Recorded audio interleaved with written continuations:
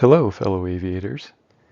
It is common in the aviation industry for crews who do not know each other well to be paired together to accomplish a mission. In these situations, it is imperative that the crew members are experts in quickly building trust, especially if you are the PIC. So, today we are going to break down the art of how to build trust.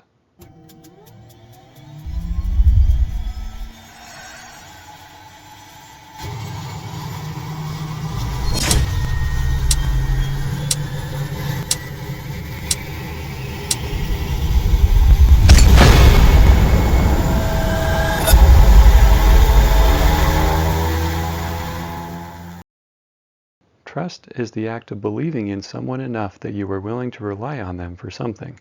In the case of aviation, you are literally asking your crew to trust you with their life. This is a big ask, and not one that people are likely to comply with unless you take the required steps to show your crew that you are a pro. With preparation, respect, and ownership. The first step to building trust is to be prepared. It is important to note that this section does not say that you need to be perfect. There will always be things that you do not know and unforeseen situations that arise. Instead, an attitude of preparedness is a mindset that must be developed. This starts by taking the time and mental energy to prepare for an upcoming situation. These efforts should be primarily focused in two areas: mental preparation and physical preparation. Mental preparation begins with developing a mindset of curiosity. Pilots should always seek to understand the environment they are in.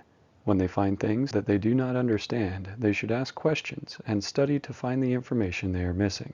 Over time, this will develop an excellent working knowledge base to support their operations, as well as the ability to identify new areas that still need to be learned about. This ability is a key requirement to developing the adaptability required for pilots to operate in a complex and dynamic environment. Complacency must be actively rooted out, as it undermines a curious mindset and sets up a pilot for failure. The pride of believing that they already know enough blinds them to the many things they still do not know.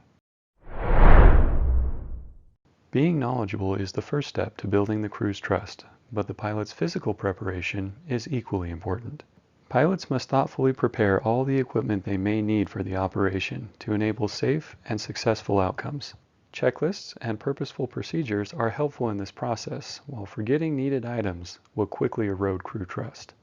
Additionally, pilots should invest time and effort into their physical health. When a pilot is healthy, well-rested, and well-nourished, they are much more likely to inspire crew trust. Conversely, pilots who don't give physical preparation enough credence can face serious crew confidence issues as well as potential legal concerns.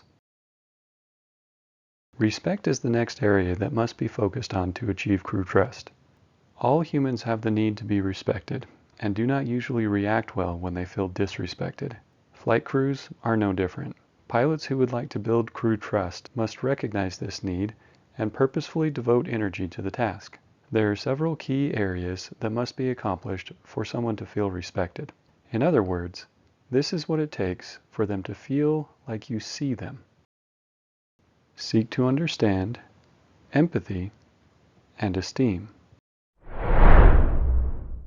Before someone can feel respected, some kind of relationship needs to be established. This may start with a simple role in the crew, but should also be supplemented with more individual information.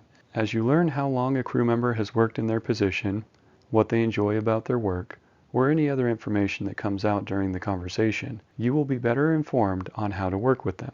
If you already know your crew members, you will be even better positioned to understand how they are being affected by the things going on in their life. Developing a sincere interest in understanding your crew members is a mandatory requirement for building trust. Without this important step, people are often unable to trust those they feel don't know or don't care about them. Simply knowing information about someone is not enough to build trust. You must also demonstrate your empathy about the feelings that they are experiencing. In other words, they will not care how much you know until they know how much you care. It is worth noting that this step does not require you to agree with the opinions that your crew members may arrive at regarding a situation. Simply that you recognize how they feel and what that would be like. There is no such thing as a wrong feeling. People feel how they feel, and all feelings need to be seen and validated. Only after this step is accomplished is it possible to move on to evaluating the situation and developing the best plan of action. Without empathy, people will often act in counterproductive ways and will not feel respected. Now that we know a little about the crew members and have shown them empathy, we are primed to complete the last step in helping them feel respected. Esteem is one of the most effective ways to accomplish this. While you are getting to know and working with your crew, simply take note of anything they do particularly well. When these things are noted, take the time to express your appreciation to them. Expressing your esteem helps the crew know that their efforts are seen and appreciated, which leads directly to feeling respected. It is more important to express esteem than it is for the action to be particularly outstanding. Expressing your esteem will also cause your crew to look out for things that you do well in return, and further increase their opinion of your performance and their trust in your capabilities. Everything in life is affected by everyone in your life, even distant people who you may have never met and may not even be alive anymore. Because of this, when it comes time to assign ownership for the outcome of situations, a logical argument can be made that the ownership belongs to anyone who has played a role by focusing on their part. Depending on what we decide to focus on, psychologists break people down into two categories. Either you have an internal locus of control, and you tend to focus on what you can do about a situation, or you default to an external locus of control, which will lead you to focusing on how everybody around you causes things to happen in your life. To help simplify this complex and variable relationship, I will simplify it down to two relevant categories: others' part and your part. It is common for people to claim credit for things that go well and focus on others' parts when things go wrong.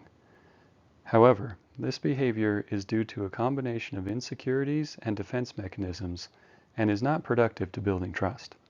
The truth is that while many people may not recognize it, there is a direct connection between ownership and power. Our agency allows us to control what decisions we make, but not the decisions that others make.